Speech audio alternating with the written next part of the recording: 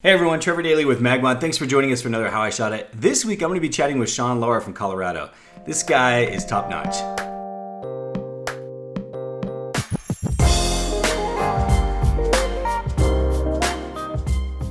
Sean, what's going on, man? Hey, what's up, Trevor? Going really well. Yeah, that's awesome. I'm glad to have you on the show. Everybody knows you, Sean. You are like the one person in the MagMod community that's always posting and sharing these incredible photographs, and so I'm excited to have you on here.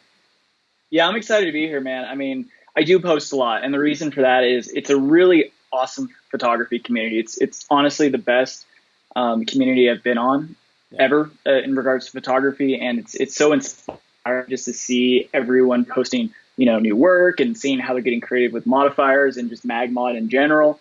So it's just a community I love being a part of, and thank you for allowing me to be a regular contributor. Yeah, no, absolutely. In fact, for those who are watching this show for the first time and maybe aren't familiar with the community that Sean's even talking about, he's referring the MagMod community, which is on Facebook. And Sean, I would agree. There's a lot of photography communities out there, and I think what's cool about the MagMod community is specifically the rule that we have that when you post a photograph, you have to post kind of how you created it, what modifiers you use, that kind of thing. And I love that rule because it really makes the community an educational place as opposed to like the peacocks that just raise their feathers and like, look at me. Right.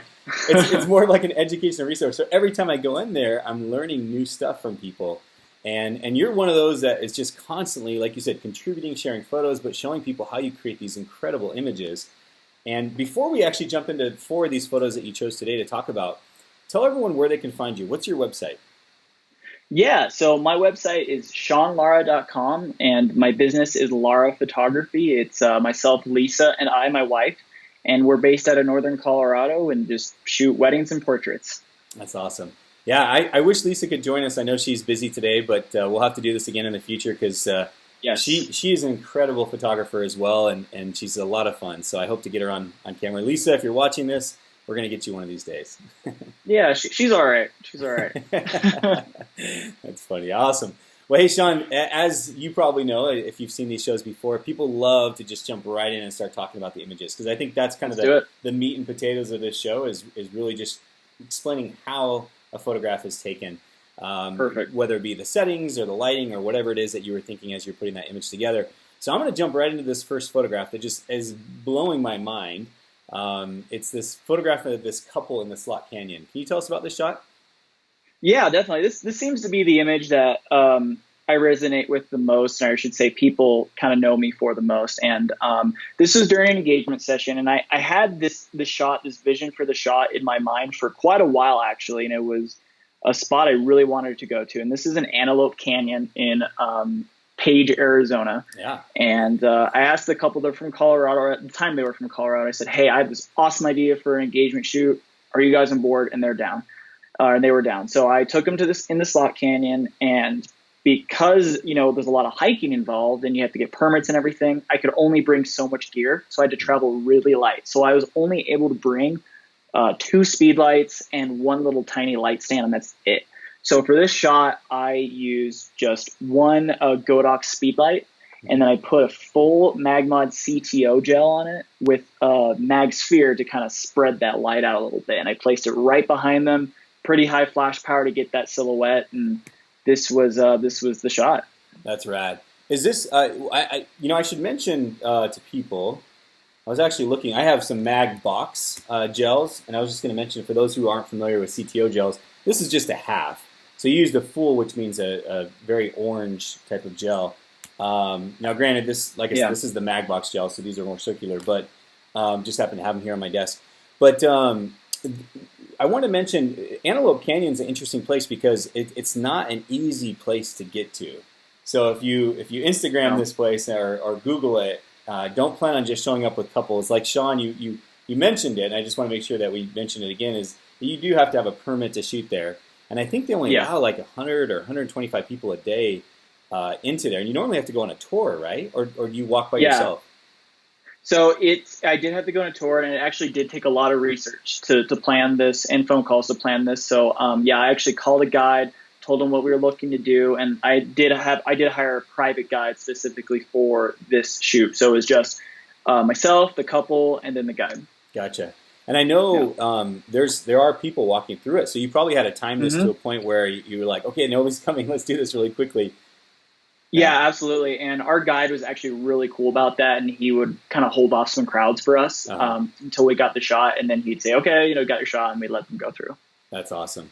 What's so cool, what's so great about using MagMod is that it can be so fast and quick and easy, I guess fast and quick are the same word, but you get the idea, fast and easy, that it's so, you just pop it in really quickly. But one thing that I think is worth mentioning as well, Sean, is in order to plan this, like you had to pre-visualize this. You had to be able to see this in your head and say, okay, well, I'm going to Antelope Canyon. I want to do this shot, and I also want to get the silhouette type shot. Is that going into it? Did you kind of almost like storyboard this in your mind and think this is one shot that I want to make sure and get? I knew I wanted to do some sort of creative silhouette, and then I saw this little path, and I said, oh, that's going to be perfect. One thing I didn't anticipate, though, is, as you can see, that the highlight on the wall being, is actually in a heart shape.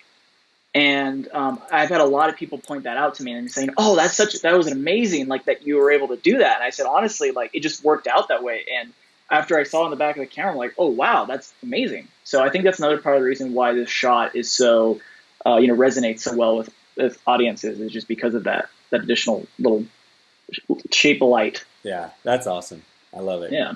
That's the punctum of the image. That's something that stands out that you don't really see in the initial, but then all of a sudden it what? Look at that. That's cool. Yeah, exactly. It's a nice little surprise. Yeah, awesome.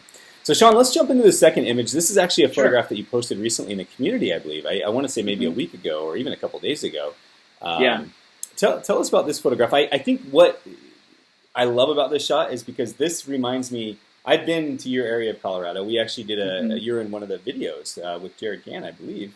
Is that the one you're in? Lisa is. I was there behind the scenes, but Lisa was the one holding the mag box. So we got the better looking of the Laras. You're not wrong there, that's for sure. I shot this about 2 weeks ago, or actually not even that late, about a week ago. And, in the middle of June, there was still a ton of snow up there. So we were actually very limited into the areas that we could shoot. But I did find one nice spot, and there was a beautiful sunset. And one thing I've been doing a lot recently is using a CTB gel, so color temperature blue. And the reason for that is because I can crank up my in-camera white balance really high, and as a result, the light coming out of my speed light is more of a, puts up more of a blue color temperature. Therefore, their skin tones aren't super orange, or they don't get that Cheeto face as we call it. So it was just me being in the right moment, right place at the right time, capturing that moment with those beautiful clouds and the mountains in the background. And as you can probably tell, I lit this from camera right, and the reason being is I wanted to mimic the direction of the sun, so it looked as natural as possible. That's such an important element, because I think our minds, when we look at an image and we see light, like let's say the ambient light coming from one side, so we see that sunlight lighting up the clouds, but then we see this unnatural source of light coming from another side. Granted, it can work, and we can all do it, but I love when somebody like yourself takes the time to think, okay, the sun's coming from this side, let's move our light over here, even though we're going to add a little extra light on the couple. It's such an important element to creating a photograph that makes sense in your mind. Right. Yeah, my buddy Jared Fix, you've probably seen a couple of his posts in the MagMod community. He's out in LA, and he told me at one point something that one of his mentors told him, and that was there's not two suns, so you have to make the image look as natural as possible and try to again mimic that direction of the light, because there's only one sun. So unless you're on Tatooine or something, but no, that's a great way to think about it. What do you remember for this one? What modifier did you use? So pretty much the same modifier I use for like 90% of my shots, and that is the MagSphere. Cool. And I also paired it with MagGrid, not because I necessarily needed to for this specific shot, but earlier I was using it to help control that light spill on certain rocks and stuff that they were standing on. So I didn't take it off. But yeah, that MagGrid is really nice for controlling the spill of light. To be able to stack those two. I love it. Awesome. Yeah. And so you had a MagSphere MagGrid on a flash. You had it just off camera right. Pretty close to them, yep. Yeah, pretty close to them. So you didn't have to Photoshop it out because it was outside the frame. And you said you used a CTB gel. I did. So yeah, I was stacking pretty. I had a pretty heavy hearty meat sandwich there. I love it. I love it. That's awesome, man. Beautiful shot. Super pretty. And I Thank love you. how you included just a sliver of those mountains and stuff on the bottom. It's just beautiful. Yep. So, Sean, let's jump over. You have this photograph, and when I saw this, what really drew my attention to it, and I told you this actually as we were kind of chatting before we started recording here. I said what really drew my attention to this photograph is the fact that when I'm photographing a dance, like a wedding dance, a lot of times I'll forget to turn and light up the people, or I should say photograph the people on the edges. Now, sometimes I'll photograph them and hope that my light is somehow lighting them up. But I don't specifically concentrate or point any light towards them. I don't know if you did in that photograph. I hope I'm not setting that up inappropriately. You might have just had light coming from some source. But either way, I just love, I'm going to bring up this photograph of this. Mm-hmm. It looks like a couple on their first dance possibly, and then maybe a relative or friend. Something is happening. Tell us about this photograph here. Yeah, so to address your point, this is kind of where my photojournalism roots really show itself in my wedding photography. And it's always looking beyond, what's directly in front of you. So for this first dance, it was a little uneventful. I was trying to find a way to make it more interesting. So I'm looking around the room and I see grandma here. This is grandma of the bride, and she's just bawling. She's crying, and I'm like, oh, this is photojournalism gold right here. So I just quickly ran around, kind of focused on her, shot it, got them slightly, out of focus, and that's how I got this moment. And in regards to how I lit it, I had two light stands cross-lit. One's with a MagSphere, and one's with a MagGrid. And that's just to kind of help, again, control the spill of light a little bit. But I know there's a lot of photographers out there who will use like only MagGrids during the first dance just so they can really focus in on that couple. But for this exact reason right here, I want a little bit of spill. So if there is other stuff going on in the room, I can capture it and still have a decent exposure on it. Makes sense. I love that. I love it, John. It's a fantastic photo, and I love how the importance of just making sure that you're watching. I mean, you can even see the people on the edge of the dance floor there that other people are watching. Like, they don't even see what's happening there. And it's one of those photographs that, when, as a wedding photographer, when you provide those images at the end of the day to the couple, not only do you want to help them relive what they remember from the day, but you want to help them see the things that maybe they didn't even know were happening during the day. And this is one of the perfect examples of a photograph like that. So. Yeah, and that's exactly, why I believe that our job as wedding photographers, has to hold such a high value with people, and is capturing those moments they might have missed. Because I know like you said, I know for a fact they didn't see her crying. They were just too focused on each other. Yeah, so. That's awesome. I love it, man. So, Sean, this last image here that I want to talk about is a photograph of some groomsmen, it looks like. I'm going to let you tell us all about this photograph. How did it come about, and how did you light it?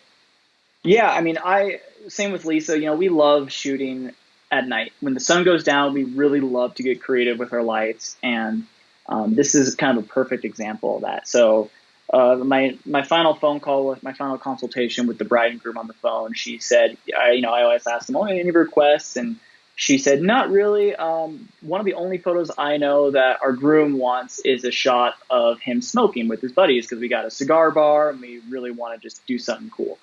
So I'm like, all right, and just kind of playing around in my head. And this is one of those shots that's so awesome to me because it played out exactly how I envisioned it in my mind. I knew I wanted to just get a little bit of light on the groom and then silhouette the groomsmen in the background.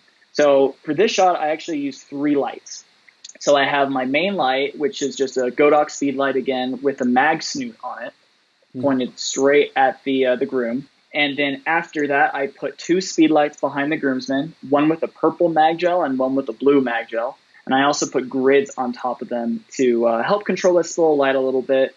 And then just to set up the shot, I said, all right, inhale and exhale. And that's what we came up with. I love it, man. So how far ahead was the groom from the groomsmen? Was he just a couple feet? I want to say he was probably about 5 feet ahead of them. So Okay. there's a decent amount of space for sure. Okay. And I love how you decided to use the mag snoot and get that split lighting. And it's this very kind of, Yeah. I don't know, uh, almost not sinister, because that's not the right word for it, but you know what I mean? Kind of like that movie lighting. Mysterious. Sort of. Mysterious is a good one. There you go. Yeah. I imagine, did you show the groom and the groomsman after? Did you show the back of the camera to him? I did. And actually, you want to know a fun fact about this photo is that's actually not the groom. That's a groomsman. Because what I did is I took the same exact shot with the groom, and then I showed them all the back of the camera. And then that groomsman is like, oh, dude, I want a shot like that too. So I actually retook the shot with the groomsman in the front.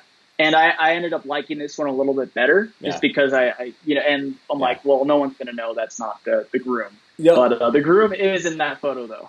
You know what's funny, Sean? And I know that I'm sure you delivered the photo with the groom to them as well, obviously. Of course. But what's funny is, so I love doing cigar shots as well with the groom. And typically what I'll do is I'll go out there, I'll do the cigar shot, and then I'll show it to him on the back of the camera. And right after I show it to him, every single groomsman wants one. He wants the exact same shot. Oh, do one of me here, And I always tell people, this is one of the best things you can do as far as marketing goes. Because if you can get a really good groomsman shot or groom shot, and really cool at the end of the night, loose tie, that kind of stuff. Yep. Like, this is the stuff that a lot of grooms, not all of them, but a lot of grooms will say, hey, sweetie, whatever photographer you want, whatever DJ you want, I don't really care. You plan the wedding, whatever makes you happy is fine with me. I just want, this alcohol, or I just want this, whatever. They might have one or two wants, but for the most part, they're like, whatever you want is fine. But the bride will always say, well, I'm looking between these two people, or I have these, or I'm looking, this guy, Sean Lara, I'm thinking about him. What do you think? And then all of a sudden, the groom sees this photograph, and he's like, heck yeah. Like, I totally want this guy. I want this guy to shoot my wedding. It's that one thing that kind of separates you from everybody else when you do that really cool shot with the groomsmen at the end of the night. So, awesome job. You really have to try to appeal your portfolio to more than just the bride. And sometimes that's really hard to do because, like you said, 90% of the time it's the bride who has all the input. Mm-hmm. So you got to do that one thing. If you're looking, I had someone once say that it was between me and 12 other photographers. Wow. And it ended up going with me. And, for all I know, it could be that one photo right there that, made them change pick me. Awesome photographs, man. Hey, Sean, I super appreciate you taking the time today to do this with me. Like I said, your images are just amazing, and I want to encourage everybody definitely to go check out Sean's work. It's you said again, it's Sean Lara is the go ahead. It's the URL, yeah, SeanLara.com, Lara Photography. And then what's your Instagram, Sean? At the moment, it's Sean Lara Photography. We're probably going to change that in a minute, but yeah, as of now, that's how you can find me on Instagram. Cool. If you do change that in the future, let us know, and we'll change the caption on our YouTube video so people can find it in case they're watching this. Perfect. And find you. But well, thank you so much again for taking the time and sharing these photos with us. And again, I just encourage everybody go check out even more of Sean's work on his website and Instagram, as well as in the MagMod community. Because one thing what I do, Sean, when I have certain photographers that I love to see their work, I'll go in the MagMod community, and down in the bottom left side, there's a search bar. And I'll actually just search the names of the people. So I'll search Sean Lara. Oh, cool. And I'll go see like your most recent posts or whatever. Because sometimes there is a lot of posts in there, being that there's like 50,000 plus people. So 60 now, yeah. Is it 60? Yeah. Crazy. It just keeps rising on us. So definitely, if you guys are checking out the MagMod community for the first time, definitely go search Sean's name up and go look at more of his photographs. So thank you so much, Sean. Yeah, absolutely. Thank you again so much for having me. I really, really appreciate it. I love talking about how I use MagMod in all my wedding photos. So yeah, absolutely. Sean, before I let you go, I didn't ask you prior, but do you have any workshops or anything coming up that people need to know about? Not yet. We're definitely been talking about doing a couple. I'm trying to convince maybe Chad Winstead to do one with me. Chad's awesome. So because we're pretty good buddies at this point, and hopefully he watches this and now I get on his butt a little bit more about starting one with me. But we'll see. As of now, no, but we got him in the plans. That's awesome. Just do it, Chad. I'm looking at you, Chad. Do a workshop with Sean. No, awesome. Well, I hope you guys do, and if you do, let me know. I'd love to check it out. I'm sure it'd be amazing. So, anyhow, Guys, we super appreciate all of you watching this show, and if you are watching for the first time, be sure to subscribe to the YouTube channel, and you can actually hit the little bell notification and get all the little notifications when we do post these videos. We typically do about one a week, and so you won't get too many emails, but YouTube will let you know once we actually put a video out there so you can go watch it. So with that, again, Sean, thank you. Super appreciate all your time, and look forward to seeing more of your images in the community. Definitely. I can't wait to post some more, and good luck surviving the Arizona heat, okay? I'm going to try my best. Have a good one, man. Thanks, Sean.